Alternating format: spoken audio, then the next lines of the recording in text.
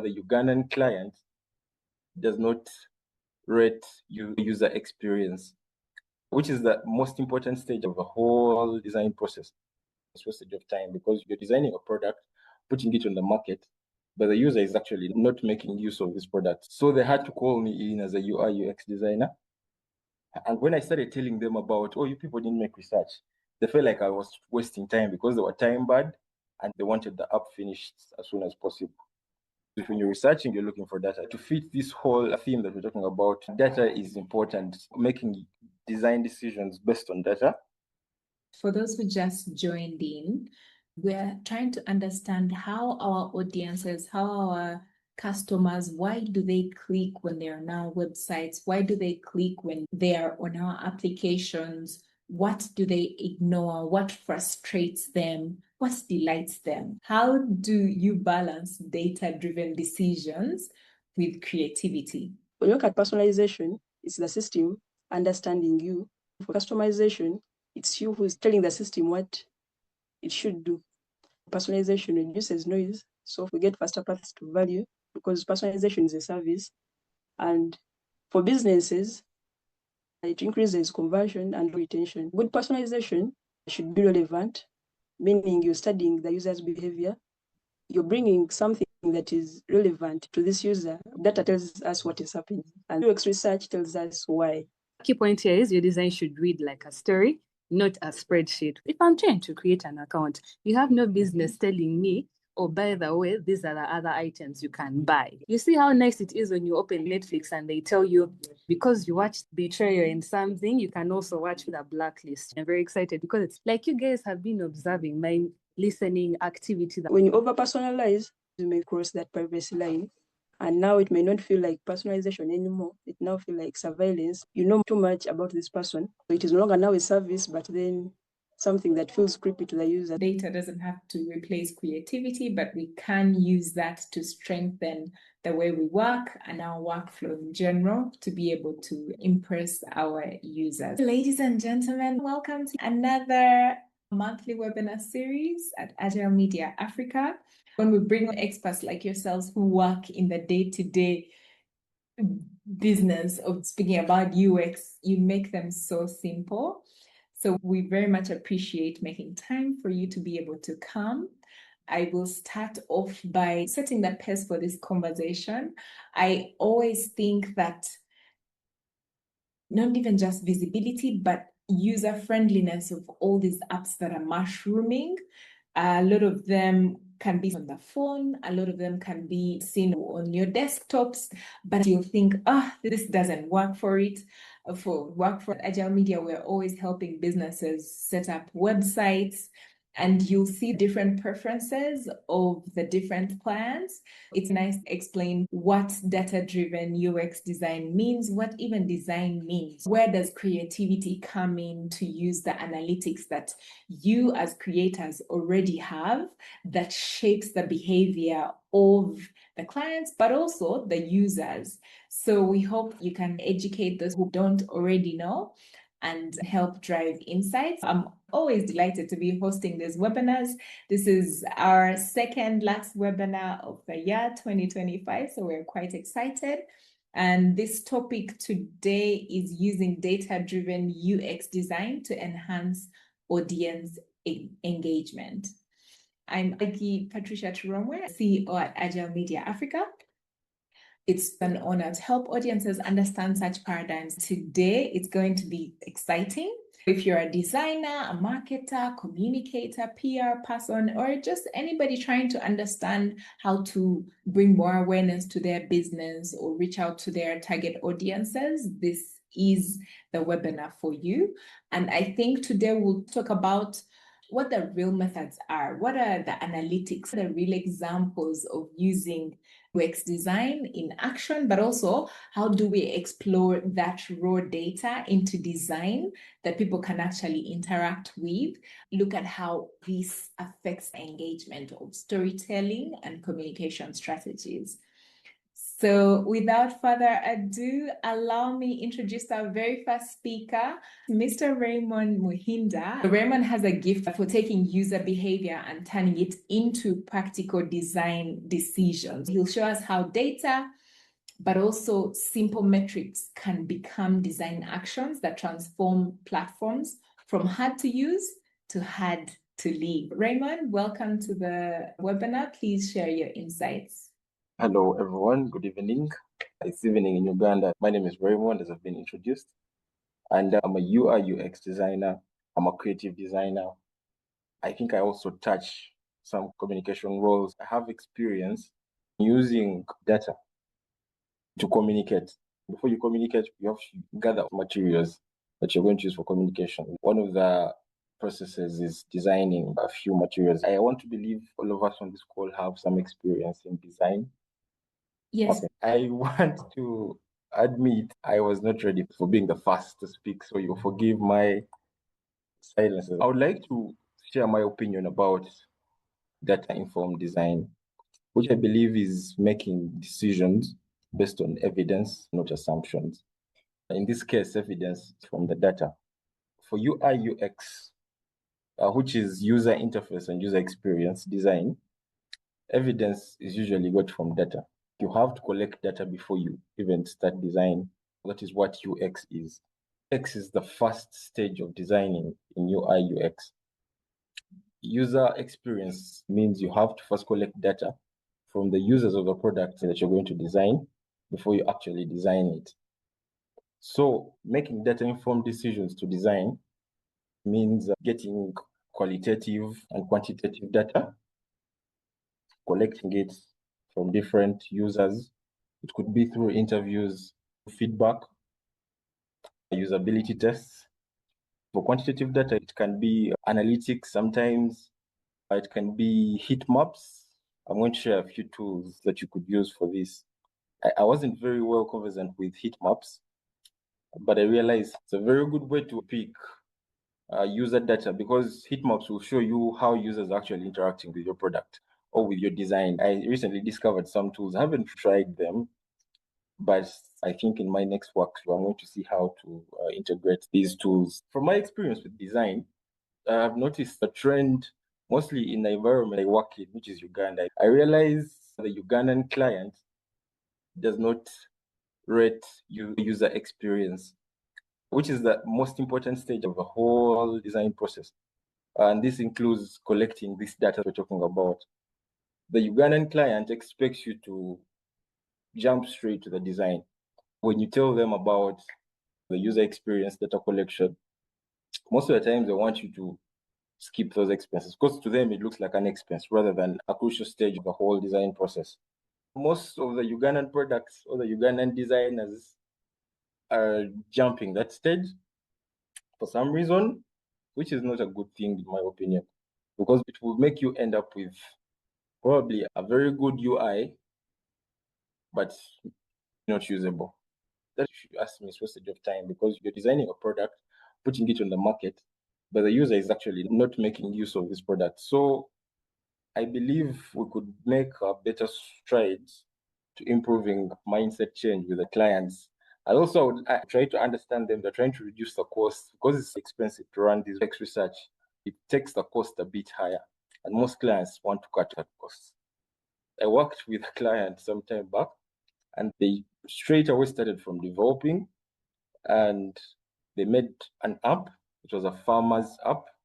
I won't go into details, but they didn't make any research whatsoever. So the developer just started from developing. They finished the app and they rolled out the application. But then they realized the app was not usable. So they had to call me in as a UI UX designer. And when I started telling them about, oh, you people didn't make research, they felt like I was wasting time because they were time bad and they wanted the app finished as soon as possible.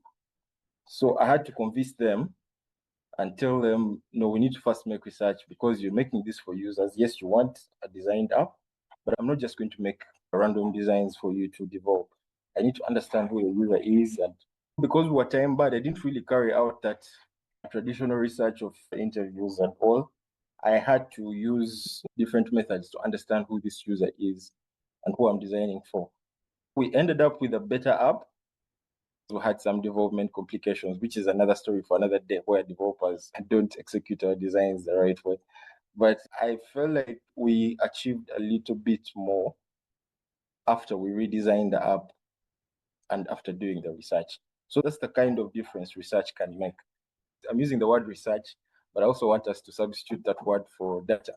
Because when you're researching, you're looking for data. To fit this whole theme that we're talking about, data is important. Making design decisions based on data is a very important aspect when it comes to this field. Right.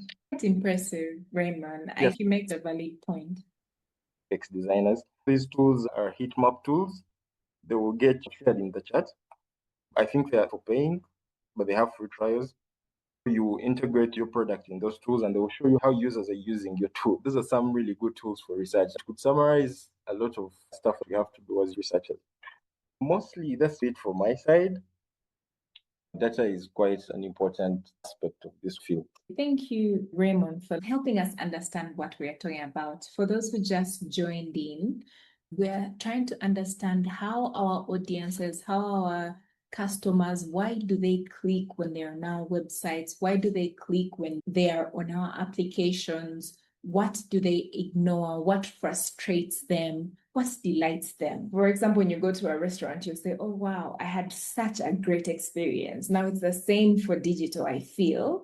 What helps them create that experience that leaves them even wanting and coming back, or a bit more meaningful, especially for those businesses that have apps? We're trying to understand why that happens and what drives the decision. Raymond, thank you for helping us understand. I like the mapping you talked about. Hopefully one of you can talk about it more. Data is really part of it. I like that point you made, especially today. Like, there's quite a lot of information. People are lost in a lot of data that it's experts like yourselves would say, hey, look, based on this data, this is how we'd do it, because the other people are just normal people, ordinary people. So it's your insight, it's your data that helps them understand, okay, this is why I should do this based off of this data. Now, allow me welcome Miss Amanda Ann Kirabo. She is a brilliant UX designer whose work also emphasizes human-centered digital experiences. As you can imagine, in this world of AI, Amanda is going to help us walk through the art and science of personalization, using audience insights to make people feel like a product or platform was designed for them. So Amanda, will you also tackle a big question that we all struggle with? How do you balance data-driven decisions with creativity? Thank you for the insightful session. The foundation you've set, you've given us that introduction part. It is going to link us directly to where I'm heading next. Hello, everyone. My name is Amanda. Today, I'll be talking about designing personalized experiences using audience insights, and also how we can balance data-driven decisions with creative design as UX designers. Before we begin, I believe we all have smartphones in this digital world. And from the apps we use daily, there's a pattern you notice every time we use this app. I know in the chat you can share, say, this app, whenever I use it, I feel like there's a way it communicates to me. Maybe whenever I'm looking for this, somehow I'm always answered. The system is always delivering something to you even before you. That's what we are going to talk about today. Let's begin by defining personalization. Personalization, in my opinion, is when a product can adapt automatically to a user based on their behavior, based on their location, based on your preferences without you manually asking it. So we always have two terms, and that is personalization and also customization. When you look at personalization, it's the system understanding you. For customization, it's you who's telling the system what it should do. So for personalization, meaning it is system-led and it is driven by data and algorithms. Personalization matters in UX. When we look at the benefits, we look at both users and also for business. For users, so users expect relevance, not generic experiences. Then personalization reduces noise. So if we get faster paths to value, because personalization is a service. And for businesses, it increases conversion and retention. We can see a section that has customers who viewed items in your browsing history. They are showing you some products that people who viewed items in your browsing history also viewed. So you never know. You may also get an item that you're interested in. Instead of just giving you something that is generic, they also give you that section that shows you your browsing history. You can always track what you bought. I'll give an example of apps like Glovo. Myself, I find that I have that special meal that I always order. Instead of always going back to this certain restaurant to order, if I just come to the app like this and I see this is what I ordered last time, I'll just come back and reorder that because that's always the meal that I order. So meaning my time is being saved. And also for the business, it is increasing like that engagement, because if users love that experience on your app, you also gain. It's a benefit for users and businesses. Good personalization should be relevant, meaning you're studying the user's behavior. You're bringing something that is relevant to this user. We are looking at the preferences. You can suggest something to me based on my location, based on my tastes. So it should always be relevant, not something that is generic or stereotypes. Another thing, personalization should be transparent. Users should understand why they're seeing something. So when you look at Netflix, where they show you a section that shows trailers you have watched, recently watched, if they suggest something, they tell you because you watched this movie, then they suggest for you. They're being transparent. They are suggesting something and giving a reason. That is being transparent as you do personalization. And then a personalization should always be helpful, as that example I gave, one for Glovo, where you save the user from extra clicks. So the user doesn't need to search. As you're doing personalization, you should always be vigilant not to cross the user should always feel safe using your application. Privacy should be something that is respected as you're implementing personalization. So here I used examples, Spotify and Netflix, but still have many of those. For example, TikTok. You realize if you watch like 5 videos from a certain video, maybe a pastor, you find that your FYP page is now showing videos of people praying in church, of sermons, of people praising, because now the algorithm studied your behavior. Then we'll be talking about how to use audience insights, not just raw data. Designing personalized experiences using audience insights. We have 3 steps: data, insight, and design. Data informs us what is happening. For example, Raymond was talking about some of those tools that you can use, like Google Analytics. You get to know people are using your platform. You can know where people are dropping off, at what step, and everything. So you're going to get some analytics, and that is the data. And you can't go straight from data to design. First, get the insights. From that, you can study the journeys that these users take. And then for the insights, we always use interviews, can do surveys, then map those insights to journeys. In an application where people are always dropping off, you can get to know where the problem could be. Is it in onboarding? Is it in making a decision at this step? You can find out where to fix. Balancing data and creativity. Data tells us what is happening, and UX research tells us why. That's when we are doing the interviews, we are doing the surveys, so we get to talk to people. And then we get to know the pain points, the frustrations that users are facing, such that we can get informed on what we can do. Creativity comes in that design should be the solution that responding to the problem. When you design, you're responding to the problem, but then you're providing that solution. So creativity is how you're going to solve this problem.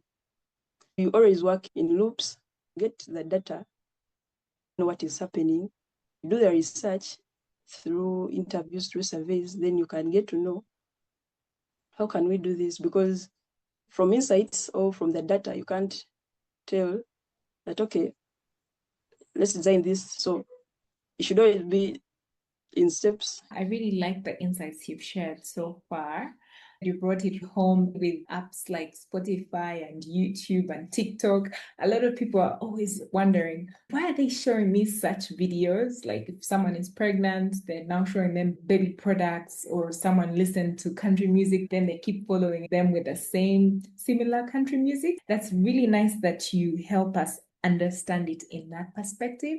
For those of you who just joined, we're trying to understand how we get our customers to click. Why do they not click? Why do they ignore some content? What frustrates them on our platforms, social media, websites? What delights and helps them understand from their perspective to be able to create a much better digital experience, especially from a personal level. So I'd love to introduce Miss Sarah Muwanguzi.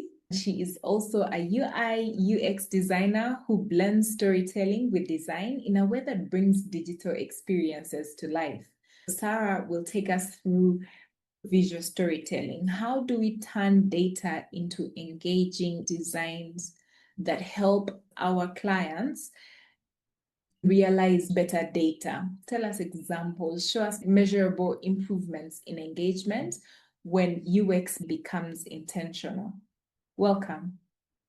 Hi, everyone. My name is Sarah Muwanguzi, and I'm a product designer. I've been in that space for a couple of years now, and I'm very happy to be here. So visual storytelling is the practice of using layout, color, hierarchy. So basically the elements of designing, the things that make UX design to turn data into narrative. Imagine if someone had to tell you about an event and just tells you, oh, there was food, there was this, people dressed like this, people did this.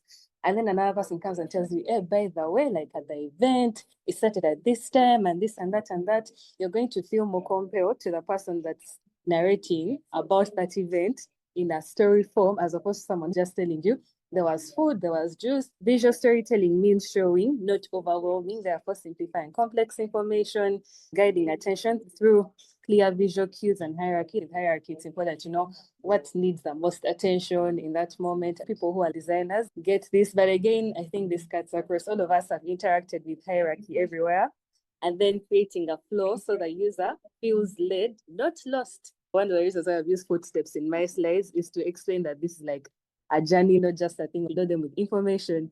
Also, it means using visuals to make meaning obvious, not just pretty. I don't know if you've interacted with the UI. When it looks good, it's clean, minimalistic, as we like to say.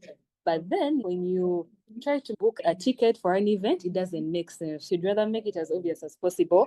Someone is able to do what they're supposed to do, as opposed to just making it pretty. Also, it means helping users see patterns, insights, and next steps. If you want someone to book that Airbnb, that's the most important thing they need to see. They need to see a booking button, or they need to see that, okay, I cannot book this right now, but maybe I can add it to favorites. People understand visuals faster than text. You know how like newspapers can have someone talking about something very meaningful like entrepreneurship, and then you find funny cartoons. You might be more compelled to following the story there, as opposed to if someone just put it in words. Story-driven UI reduces cognitive load and increases trust. Again, when you're looking at something that has a lot of text and the text has no maybe visuals to it or whatever, it's a lot. But if it's explained with like a button and maybe icon saying like, oh, by the way, this is the one for adding this item to cart, you're more likely to do that than someone putting it there as just add this item to cart so that you can check out. Then also it keeps users engaged, not overwhelmed. Text can overwhelm. I think we can only tolerate it when we're doing those things we do for research when we're finishing school because we have no choice. But I feel in other situations, if you can avoid text, the better. Key point here is your design should read like a story, not a spreadsheet. The core framework of storytelling, first of all, set the scene. What decision is the user trying to make? Drawn from what Amanda and Raymond mentioned, know what a user needs. You need to have understood them before to know that, okay, this particular person at this point, they want to do ABC. They want to create an account. So what are they trying to do at that time? Then you just show only what matters. If I'm trying to create an account, you have no business telling me, oh, by the way, these are the other items you can buy. That's not what I'm trying to do. In that moment, I just want to sign into your application. Only keep what matters to the person. Highlight the plot. If it's signing, let it be clear. not sign in, do this, do that. By the way, you can share this up to your friends. So what should I do? And then add interaction, let users explore and verify the story, adding visual instructions, those things that tell you like, yeah, you can do this, you can do that, especially for first-time users or when you're launching something for the first time. Then also personalize, like Amanda has been talking about, make the story feel relevant to them. You see how nice it is when you open Netflix and they tell you, because you watched Betrayal in something, you can also watch The Blacklist. The best practices for interactive storytelling, guiding attention, hierarchy, contrast, and purposeful motion, balance out things visually, and then making data human, so icons, color coding, and simple patterns. There's always those things that keep on repeating themselves. I would say there are guidelines almost every designer follows. Keep those in mind, encouraging exploration, filters, and tooltips. Personalization, we order content based on behavior. To echo what Amanda said, it feels good when designing apps, especially lifestyle apps. They always put, hey Sarah, hey Mark, to add that when the developer is developing this, they need to know we want to make this as personal as possible, not just a plain good morning. Examples of apps that have great storytelling. These are from my experience of apps I've interacted with. I would download this app anytime. For Spotify lovers, you know how they have Spotify updates coming out next month. I'm very excited because it's like you guys have been observing my listening activity. Did I listen to a lot of dancehall? Did I listen to a lot of gospel music? That makes people want to use something more and more. And I'm telling you, Spotify has gotten so many downloads. Also something for Netflix, Airbnb. It will even tell you, you stopped here last time, come back this weekend. Thank you for those insights. I think you've also personalized or humanized the subject, because most times when you hear UI, UX, it may be just as simple as user experience, but when we abbreviate these terms, they become too complicated for the users or for listeners. You've made it more emotional, that we just don't have to use text, but also more visual, because now people are abbreviating to visual more. So thank you for those insights. Welcome, Ms. Betty Kakyo, our marketing manager at Agile Media Africa. She normally comes in here to summarize what most of the guests have shared, but also give us key takeaways and some actionable ways to integrate insights into our communications and marketing. Hi, everyone. Thank you for the insights. I'll be quick. From a marketing perspective, a lot of brands are integrating their UX teams into their marketing teams, especially when it comes to gaining data. And I'll just talk about one of the most important parts for marketers and communications when it comes to UX design, and that's UX data. Collecting data, especially around getting segmentation about the audiences you're targeting, but also user behavior and also audience personas. Audience personas are a big deal in marketing, just understanding who's coming on your website or app, who they are, and what they're looking for.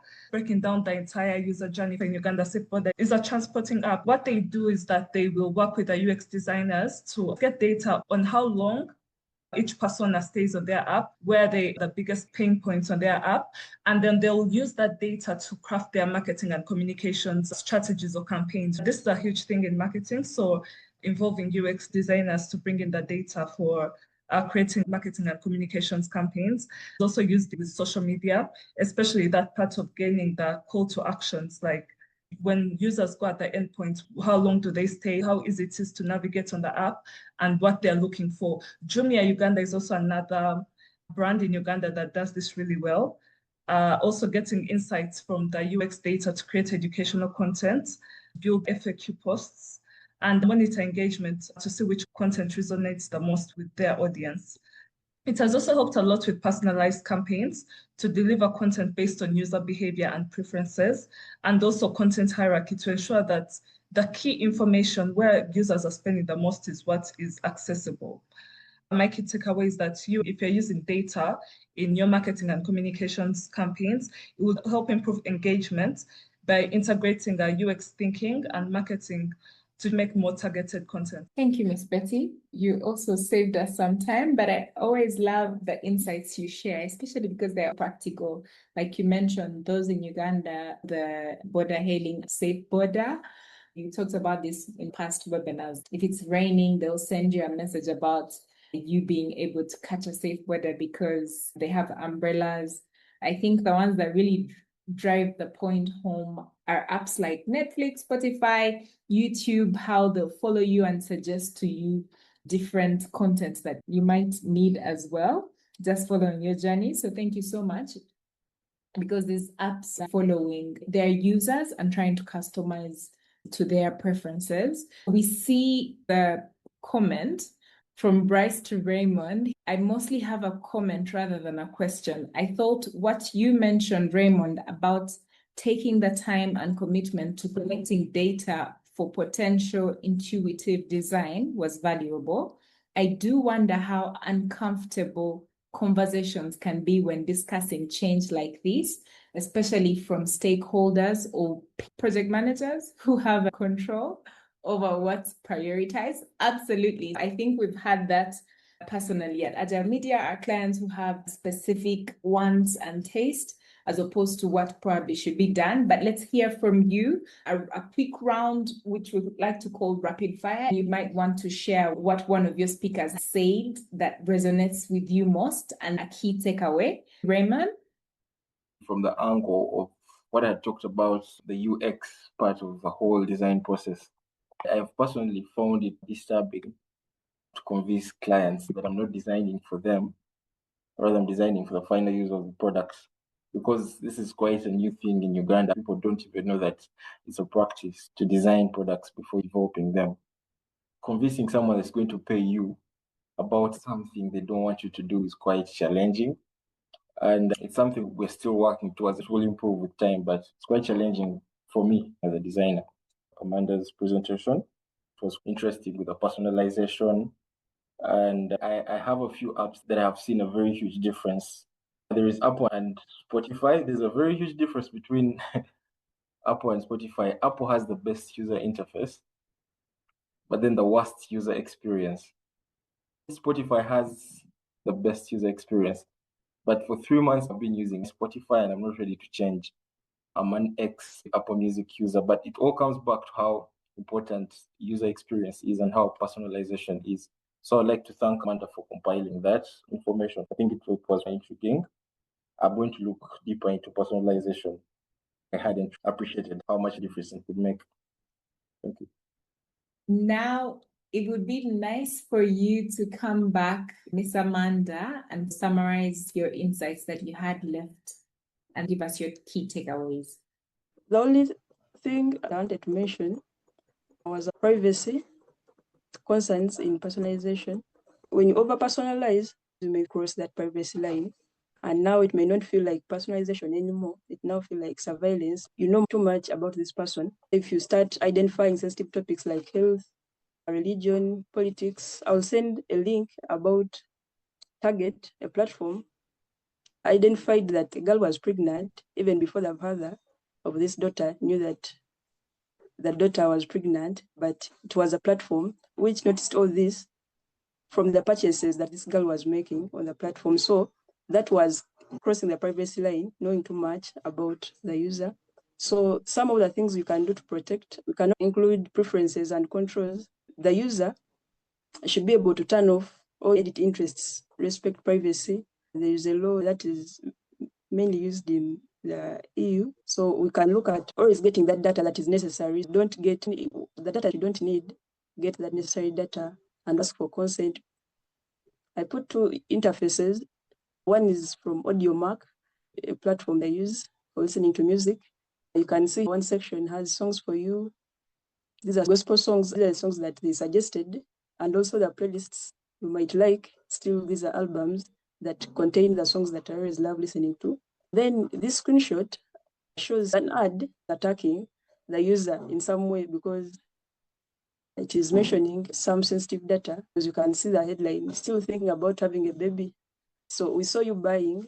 They mention what you bought because they know your recent purchases. Then get 20% off baby clothes this Black November near you at XYZ Plaza. So you can look at 2 things. They know your purchase history, they know your location, but then the way they bring it out, that is now over personalization, and that is something that is crossing that line. So it is no longer now a service, but then something that feels creepy to the user. That was my last point to make. Thank you so much for your generosity, Miss Amanda. Miss Sarah, are you there? Please share your takeaways. All right. So for me, my final thing will be that in everything you design, ask yourself what's the story behind it. Because that way you'll be able to put yourself in the shoes of the user, how they feel about it. It's okay to ask for feedback from users. If you can get like real time, I'll come up with this. What do you think? If you have that kind of environment that enables you to do that, well and good. It will put you a step ahead. Add a quote, visual storytelling, it's clarity. Thing leads to better user experience. You end up engaging with a particular user interface more. That's it from my end. It's been a pleasure being part of this session. Thank you for organizing and the rest of this. Thank you. Miss Betty? Mine is simple. Listen to your users and design with data for their needs. Let the UX data guide your messaging when creating marketing and communication strategies. That's it. Yeah. And I'll also reiterate what you just said, Betty. I think users or customers are always telling you through the data what they want. We need to listen to what they want, know why they click, why they're disgruntled. When we do that, we'll always create apps or websites or platforms that are user-friendly to give them the best experience. So thank you everybody for making time for this conversation. We are right on time. I don't know if we have any last question or any last word just before we close this conversation. So much, I think, like we all mentioned, data doesn't have to replace creativity, but we can use that to strengthen the way we work and our workflow in general to be able to impress our users. Thank you. We'll see you in the next webinar. Have a good night.